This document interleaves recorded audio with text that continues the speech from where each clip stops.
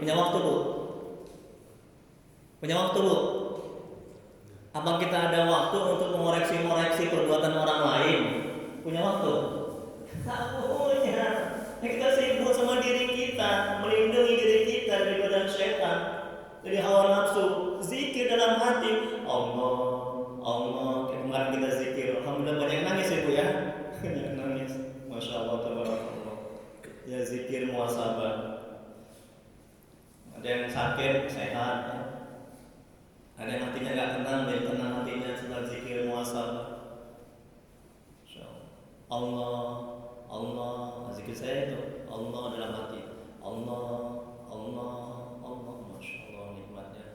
Dia syaitan nggak mampu untuk menggoda, hawa nafsu nggak mampu untuk menggiring kita. Kalau kita terbiasa ingat kepada Allah di luar sholat, nanti ketika sholat nggak ada yang lain yang kita ingat kecuali Allah. Nah itu kuncinya.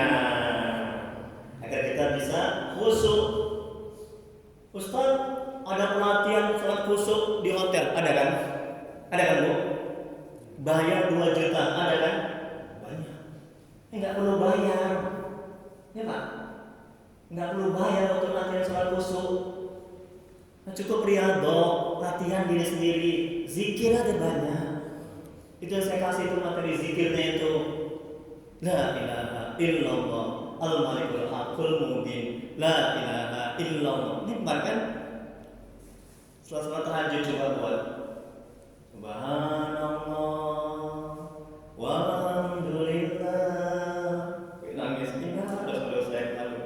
Wa la ilaha illallah wallahu akbar. Kalau kita terbiasa di luar sholat zikir ingat kepada Allah, ketika di dalam sholat kita akan terbawa-bawa. Hati kita hanya ingat kepada Allah. Itulah dia khusyuk. Nikmat. Gak akan terasa capek, gak akan terasa digigit nyamuk. Kita baru 2 rakaat, si ibu aja tangan kelepong, garuk sana, garuk kemari. Ya. Nah, jadi mesti riyadho latihan. Kemudian berikutnya, kasih bahagia, semoga Allah merahmati. Amin.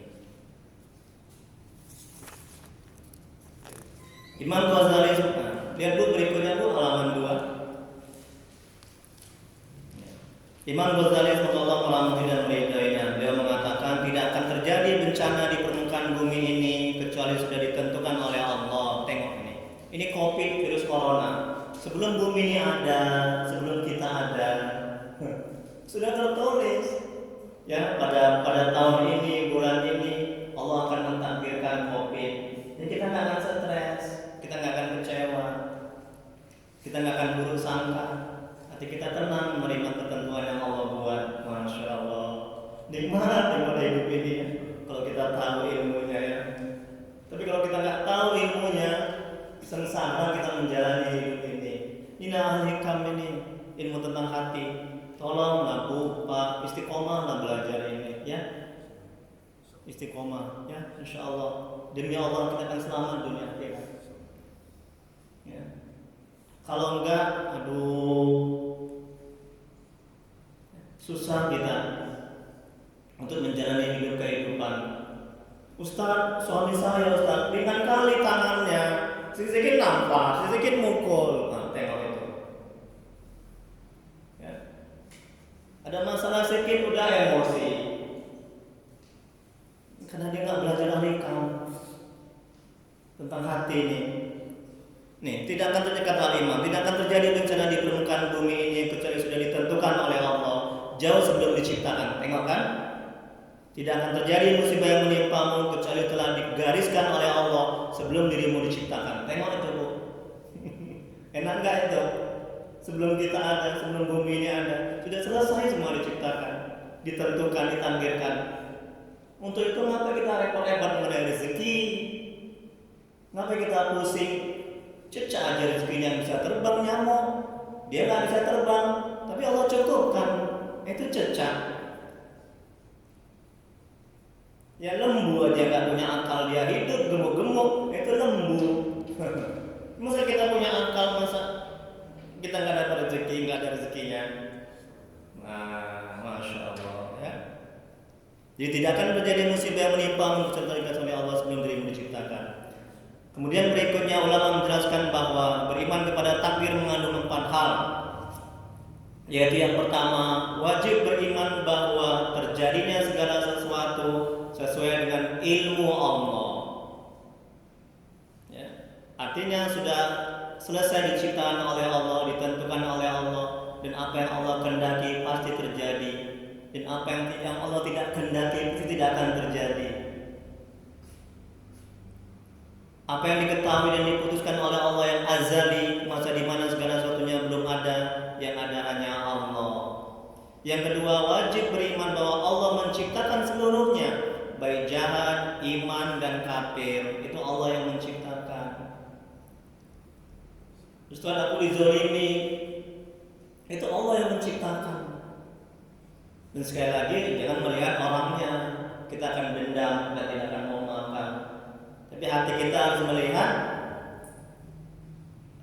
dia menzalimi kita, itu kehendak Allah atas izin Allah dan ketentuan Allah, takdir Allah dan ciptaan Allah. Ingat itu, sehingga hati kita tenang, setan menjauh, hawa nafsu tertekan. Tapi jangan bilang Allah yang menzalimi, jangan bilang Allah yang menzalimi, menyakiti. Oh, itu salah besar. Ini untuk mendekati paham. Perhatikan Bu, ini kajian tauhid juga. Perhatikan Bu, Pak. Ada wayang sama dalang, dalang sama wayang. Kemudian wayang itu terbang. Yang terbang itu dalangnya atau wayangnya? Tolong dijawab Ibu yang baik hati, Bapak yang baik hati. Saya ulangi lagi, ini untuk mendekati paham, biar ngerti. Masya Allah, Ustaznya tersenyum dia. Ada dalang sama wayang, ada. Nah, kemudian wayang itu dibuat dalang itu terbang. Yang terbang itu dalangnya atau wayangnya? Wayangnya. Masya Allah, senyum-senyum lagi. Nikmat dia. Ibu juga senyum-senyum. Udah paham berarti. Emang saya senang kali saya ngajar di sini ya, di sini. Semuanya pintar-pintar ya. Alhamdulillah, tabarakallah. Jadi kan bukan dalangnya yang terbang, kan wayangnya. Nah, ya, paman saya ini dalang. Nah, saya lupa yang terbang. Terbang. Itu artinya ketika ada yang menzolimi kita, nyakiti kita, bukan Allah yang menyakiti. Paham ya? Nah, tapi dia menyakiti kita itu ciptaan Allah, kehendak Allah atas izin Allah, tapi tidak diperintahkan oleh Allah. Betul kan? Mana ada Allah memerintahkan untuk menyakiti hambanya? Tidak ada. Agak berpikir sedikit ya. Ya, jadi nggak boleh tidur nih Bu. Tapi insya Allah nggak ada yang tidur karena ini masalah hati. Ya, nikmat, lezat. Nah, Ustadz, orang itu dibunuh, berarti Allah yang membunuh? Oh, masa Allah membunuh? Salah ya. Tidak benar. Nah, jadi kita melihat, kita ingkari perbuatan itu karena perbuatan itu tidak baik. Tapi itu merupakan ketentuan Allah, takdir Allah dia membunuh. Kan baik dan buruk, ya kan? Tadi kan rukun iman kan? Baik dan buruk adalah ketentuan Allah, takdir Allah. Nggak ada yang di luar ketentuan Allah. Kalau dia menganggap menyadari ada di luar ketentuan Allah, berarti disanksikan keimanannya, betul kan? Ya kan? Oh, itu bukan ketentuan Allah tuh, dia kaya, dia membunuh, nggak perlu syahadat balik dia kan, gugur kan imannya kan? Masya Allah, enak ya. Nah nanti Pak, kalau pulang dari sini ada yang nyakiti, gitu Pak Haji, ya Bu ya. Oh, ini sudah takdir Allah. Jadi mesti praktek. Ketika suami istri menyakiti, oh takdir Allah, ketentuan Allah. Karena ilmu kalau nggak dipraktekkan ya nggak akan bisa. Ketika nggak ada uang untuk beli beras, kalau sudah takdir Allah, ketentuan Allah. Tapi jangan diam aja, nggak akan turun itu uangnya. Mesti usaha lah, ya. Usaha. Usaha. Dan usaha juga merupakan ketentuan Allah kan, takdir Allah kan. Nah, ikhtiar, kita disuruh ikhtiar oleh Allah bukan untuk menghasilkan apa yang kita inginkan, bukan. Kita disuruh ikhtiar agar menjadi ladang amal. Paham ya? Kan banyak orang ikhtiar tidak berhasil, ya kan? Nah, ini cuma saya yang di YouTube ini lihat ini. Ya. Like, share, and subscribe. Nah, dakwah. Nomor berapa sekarang, Bu? Nomor 2. Ya, wajib beriman bahwa Allah menciptakan seluruhnya baik jahat, iman dan kafir. Yang ketiga, wajib beriman bahwa sesuatu yang ditakdirkan Allah wajib terjadi dan tidak ditakdirkan Allah mustahil terjadi. Rasulullah SAW bersabda, baik-baiklah mencari rezeki yang baik dan halal. Kalau memang sudah jatah engkau, maka akan engkau dapatkan. Namun bila tidak, maka tidak engkau akan dapatkan. Dan yang keempat, wajib ridho atas yang ditakdirkan Allah dan menyikapinya dengan sesuatu yang dituntun. Kemudian berikutnya, ada 4 takdir yang kita terima setiap harinya. Yang pertama, nikmat. Ini paham ya, Bu? Nah, jadi kalau kita diberikan nikmat, Allah menghendaki agar kita bersyukur. Ini ketentuan Allah. Yang kedua, bala bencana. Kalau Allah menghendaki kita, kalau Allah mentakdirkan kita mendapat musibah bala bencana, Allah menghendaki kita agar bersabar. Ya. Apalagi yang ketiga, taat. Jika Allah mentakdirkan kita, ini kita taat, ini ngaji ini karena ketentuan Allah. Ya. Sudah tertulis di kitab Allah Mahfuz pada tanggal sekian, bulan sekian, jam sekian kita akan mengaji. Sudah selesai. Jadi bukan karena kehebatan kita, kemampuan kita. Kalau itu yang kita pahami, kita akan merasa hebat. Oh, akulah yang ngaji tasawuf nih, Al-Hikam. Oh, hari Sabtu. Kau apa? Mangkrong di sana. Kita nggak akan begitu. Kita nggak akan merasa mulia. Bukan karena kemampuan kita, bukan karena kehebatan kita, bukan karena kehendak kita, tapi semuanya kehendak Allah. Adapun ikhtiar kita tidak akan memberikan bekas. Semuanya Allah yang menciptakan, yang menentukan. Masya Allah, nikmatnya. Kita akan tawadu, rendah hati. Kita nggak akan memandang sebelah mata orang, menganggap orang hina, menganggap orang itu tidak hebat. Ya. Masya Allah, nikmatnya. Kemudian berikutnya, yang keempat, maksiat. Ketika Allah mentakdirkan kita maksiat, buat dosa.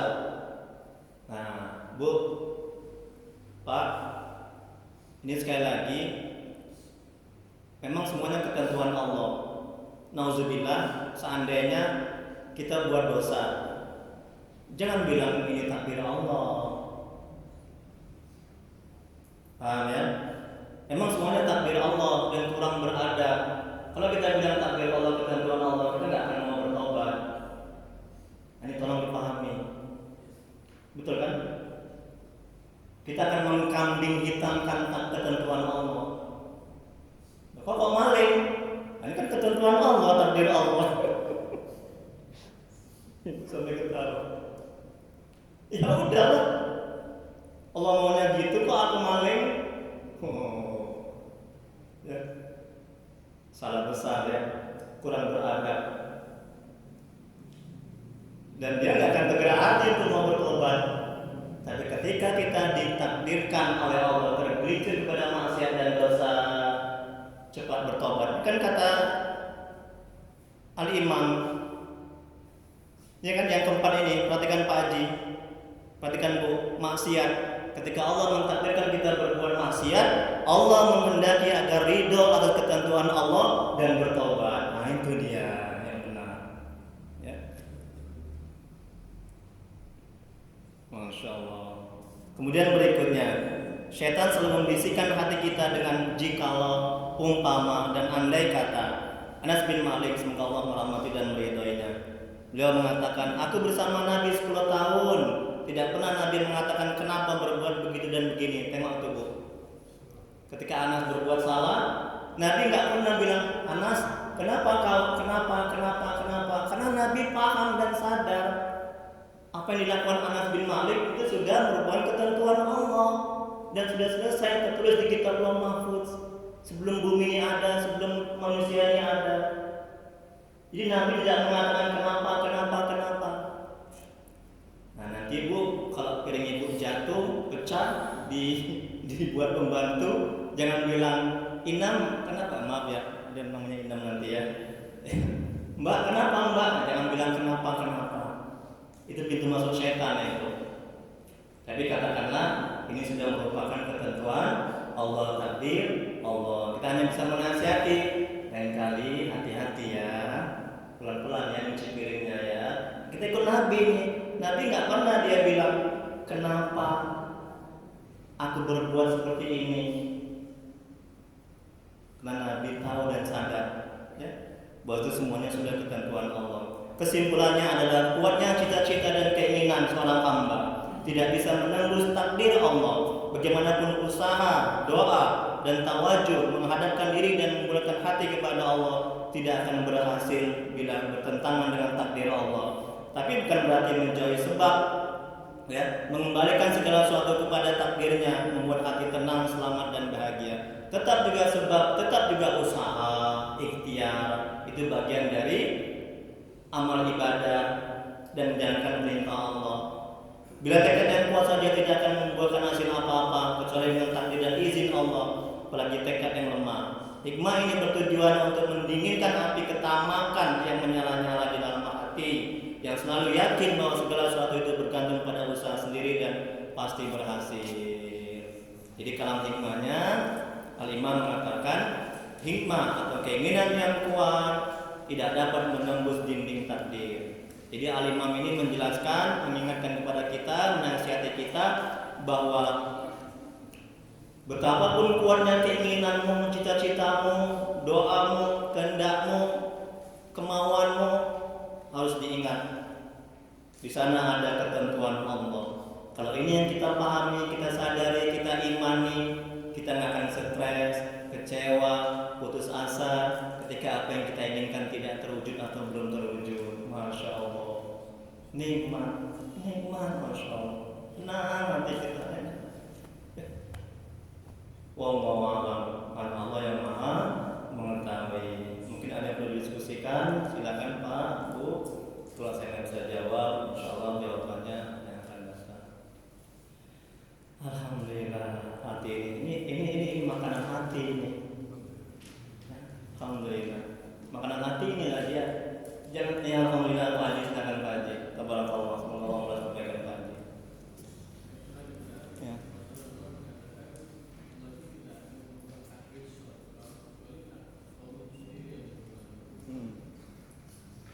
Iya, itu firman Allah ya. Allah tidak merubah nasib suatu kaum kecuali kaum itu sendiri yang merubahnya. Ya Masya Allah, tabarakallah, bagus sekali. Iya benar. Jadi kalau kita duduk aja di rumah, kita nggak akan makan. Kita sekali lagi hikmah yang kedua, kedudukan kita ini bukan kedudukan di makam tajri, wali-wali Allah, orang-orang soleh yang udah dekat kepada Allah, yang doanya makbul, yang terkabul. Kita ini masih kedudukan makam asbab, yang untuk memenuhi kebutuhan kita mesti bekerja. Amal ibadah kita ini, ya Allah, ampun, banyak kali cacatnya, banyak kali kurangnya. Kadang wudhunya belum beres, istinjanya belum beres, ada menjolimi orang, nyakiti orang. Ya kita akui aja, termasuk saya, ya kan? Jangan merasa mulia, merasa hebat. Kadang sholatnya 2 atau 3 ya, 3.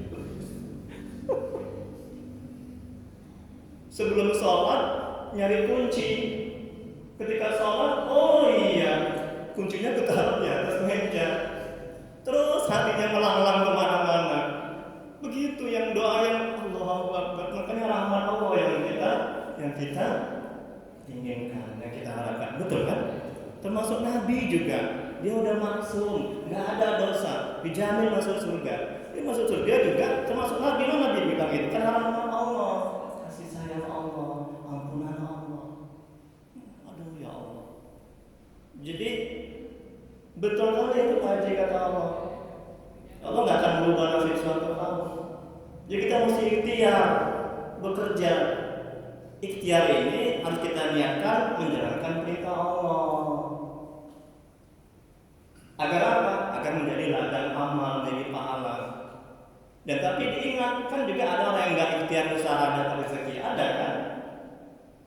Itu artinya bukan ikhtiar kita, bukan usaha kita yang menghasilkan rezeki, tapi memang semata-mata itu adalah bantuan Allah, pertolongan Allah, karunia Allah. Jadi kita rendah hati. Oh, aku kan kaya karena usahaku. Aku kan banyak uang karena kehebatanku. Kita nggak akan begitu. Itu semuanya dari Allah. Nah, jadi niatkan dalam hati, ya Allah, aku ini kerja ya Allah, aku ini ikhtiar ya Allah, usaha untuk menjalankan perintahmu dan juga untuk bertakarub kepadamu, untuk berubudiyah kepadamu. Jadi ladang amal dan berpahala. Tapi kalau kita tidak niatkan seperti itu, kita nggak dapat pahala. Kita hanya dapat gaji. Sia-sia kita. Makanya tiap pagi itu Bu, sebelum bekerja, niatkan seperti itu. Ya Allah, aku kerja ini menjalankan perintahmu. Ini ibadah ya Allah. Dan untuk mencukupi keluarga. Gitu. Nah, ya, mesti diingatkan. Rasulullah SAW bersabda, innamal a'malu binniyat. Segala sesuatunya bergantung kepada niatnya. Dan seorang itu dibalas sesuai dengan kadar apa yang dia niatkan. Nah, itu. Dan harus diingat, ya. Kalau sudah begitu, ketika kita kerja belum membuahkan hasil, katakan dalam hati, oh sudah takdir Allah. Kembali lagi kaji kita, ini sudah merupakan ketentuan Allah, takdir Allah. Sudah terus di kitab Allah mahfuz sana pada tanggal sekian, bulan sekian, jam sekian, kamu bekerja, kamu nggak dapat duit. Hati kita tenang, setan menjauh, nafsu terkekang, akhirnya kita bisa bersabar. Oh iya, kajian Ustaz Tri, kan hikmah keinginan yang kuat tidak dapat menembus dinding takdir. Seberapa kuat ikhtiar kita, usaha kita, ingat di sana ada ketentuan Allah yang nggak bisa dirubah. Bisa nggak takdir dirubah Bu? Nggak bisa ya Bu ya? Bisa apa takdir dirubah? Bisa apa takdir Allah dirubah bisa? Yang sudah Allah tentukan? Nggak bisa ya? Bisa Pak Haji, bisa Bu. Dengan apa? Pak Haji, Ustaz, dengan apa takdir berubah? Dengan apa? Pak Haji? Dengan doa pinter. Dengan doa Bu, bisa Bu. Dengan doa. Yang tadinya kita ditakdirkan Allah itu nggak dapat rezeki, karena kita berdoa, itu bisa Allah hapuskan ketentuan Allah itu menjadi kita dapat rezeki. Makanya Nabi mengajarkan kita banyak berdoa. Semakin banyak berdoa, maka semakin banyak pemberiannya. Kan perintah Allah dalam Al-Quran, ud'uni astajib lakum, mintalah maka akan aku perkenalkan, betul kan? Dan harus diingat, kita berdoa itu bukan untuk mengatur Allah. Kita berdoa itu bergantung bersandar kepada karunia Allah, ketentuan Allah. Ketika apa yang kita minta belum terkabul, kita nggak akan stres. Udah takdir Allah, lagi-lagi kembali kepada kaji ini. Enak kan? Masya Allah. Ustaz, udah sebulan saya berdoa Ustaz. Habis sholat tahajud lagi Ustaz. Oh, dihandarkan sholat tahajudnya. Saya senyum aja. Ada apa Bu? Iya Ustaz. Sebulan Ustaz saya tahajud, saya minta kepada ya Allah, suamiku lincah lagi ya Allah, semua lincah lagi katanya. Tolong ya Allah, buat dia betah di rumah. Tapi nggak digabungkan Allah Ustaz, doaku Ustaz. Ya Allah, tengok dulu. Ini akibat dia bergantung bersandar kepada doanya, kepada amal tahajudnya, kepada kemampuannya, kepada kehebatannya, kepada amal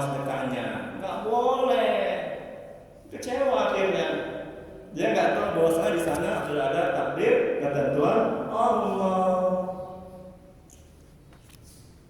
Enak nggak Bu? Enak Bu? Masya Allah, alhamdulillah. Gitu ya Pak Haji ya. Ada lagi yang lain? Nikmat, alhamdulillah. Ya, silakan Pak Haji. Assalamualaikum Ustaz. Ya, Waalaikumsalam warahmatullahi wabarakatuh. Tabarakallah, semoga Allah berkahi Pak Haji. Saya mungkin datang juga karena takdir Allah. Ya, pintar kali, nggak ada karena itu dua takdir Allah. Bagus, pintar. Dan saya juga berkeinginan mengundang Ustaz. Saya kebetulan mengurus bidang ibadah di Masjid Istiqomah. Alhamdulillah, semoga Allah membalas kebaikan Pak Haji dan main-main. Alhamdulillah. Sekali lagi memang revolusi akhlak hati yang kira-kira benar-benar Pintar. harus ada yang menggerakkan seperti Pintar. itu. Saya pikir nanti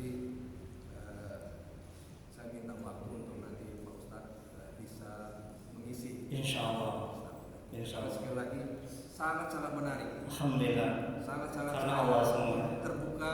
Alhamdulillah. Bisa menjadi tenang dalam. Maaf saya potong Pak Haji. Ketika zikir muhasabah, Pak Haji datang di sini. Belum baru hari pertama. Udah ada nampak videonya di YouTube ada itu. Belum ada. Pada nangis kebanyakan ibu bapak. Nikmat kali. Ini lampu dimatikan.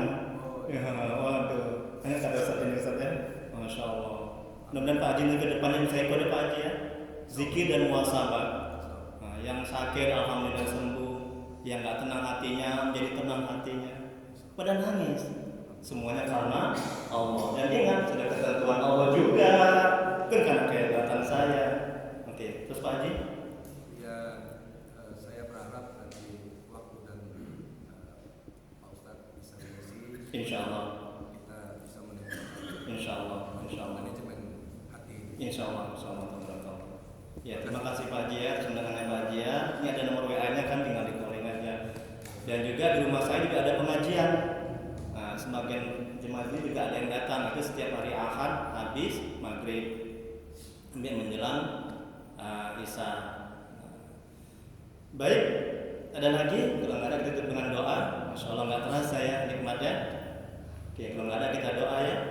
Ya, kita doakan juga kepada untuk Ustadz Sabarudin. Dia mau WA saya, dia sakit. Nah, tolong Bu, Pak, kalau ada yang sakit, tolong di WA saya. Ya, saya rukyah dari jarak jauh. Saya bacakan ayat kursi 7 kali, Al-Fatihah 7 kali, Yasin sekali, itu merukyah. Insya Allah alhamdulillah cuma saya banyak yang sembuh. Jarak dekat aja langsung atas izin Allah sembuh. Maaf kebalik, jarak jauh aja sembuh apalagi jarak dekat. Nah, jadi saya menganjurkan kalau ada yang sakit, ya di WA ke saya, itu baik kita mendoakan orang, sangat baik, ya sangat bagus, banyak-banyaklah mendoakan orang. Ya. Nah, jadi tadi Ustaz Sabarudin mendoakan saya, Ustaz saya nggak bisa datang, saya sakit. Baik Ustaz, saya akan rukyah dan ini kita doakan ya sama-sama.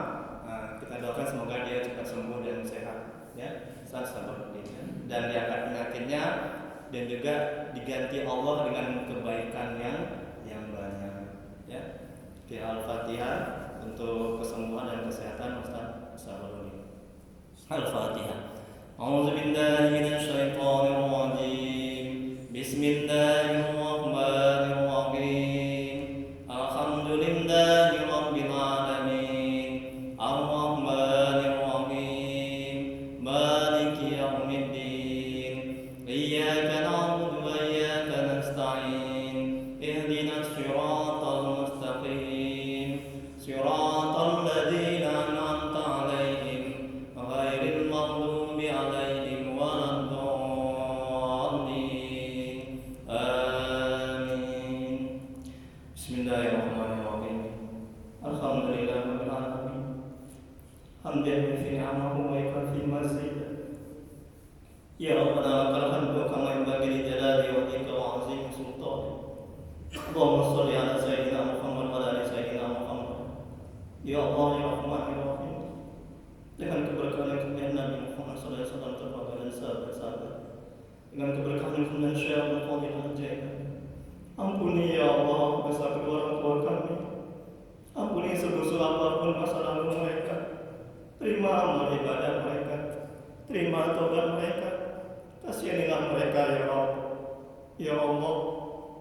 Ampuni dosa orang tua kami yang telah mendahului kami. Jauhkan mereka dari siksa kubur-Mu. Jadikan kuburan mereka taman-taman surga-Mu. Tempatkan mereka di surga-Mu sebaik-baik surga, ya Allah. Ya Allah, tolong ya Allah, mohon ya Allah. Ampuni dosa-dosa kami ya Allah. Ampuni maksiat kami ya Allah. Ampuni sebusuk apapun masa lalu kami. Terima amal ibadah kami, terima taubat kami ya Allah. Murahkan rezeki kami dan berkahi. Mudahkan urusan kami dan berkahi. Panjangkan umur kami dan berkahi ya Allah. Ya Allah ya Rabb yang Maha Menatap. Jadikan keluarga kami keluarga yang sakinah mawaddah warahmah. Jadikan anak-anak kami anak yang soleh dan solehah ya Allah. Jauhkan kami dari musibah dan bala bencana. Jauhkan kami dari perbuatan zin, syaitan, dan orang-orang yang jahat kepada kami ya Rabb. Ya Allah, tuntun hati kami agar bisa istiqomah di jalan-Mu ya Rabb.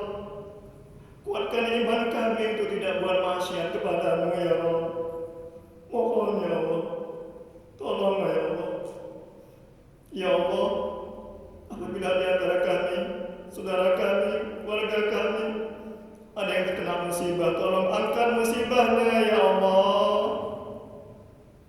Apabila ada di antara kami, keluarga kami, saudara kami, teman kami, jemaah masjid ini ada yang sakit, mohon ya Allah beri kesembuhan kepadanya ya Allah. Angkat penyakitnya ya Allah. Ganti musibah yang dia terima dengan yang lebih baik nantinya ya Allah. Ya Allah, kami mohon ya Allah, buat hati kami ridho dan sabar atas ketentuan yang Kau buat ya Allah. Rabbana atina fid dunya hasanah wa fil akhirati hasanah wa qina azabannar. Wa sallallahu ala sayyidina Muhammad wa ala alihi wasallam. Subhana rabbika rabbil izzati amma yasifun. Wassalamun ala mursalin walhamdulillahi rabbil alamin. Allahumma shalli ala sayyidina Muhammad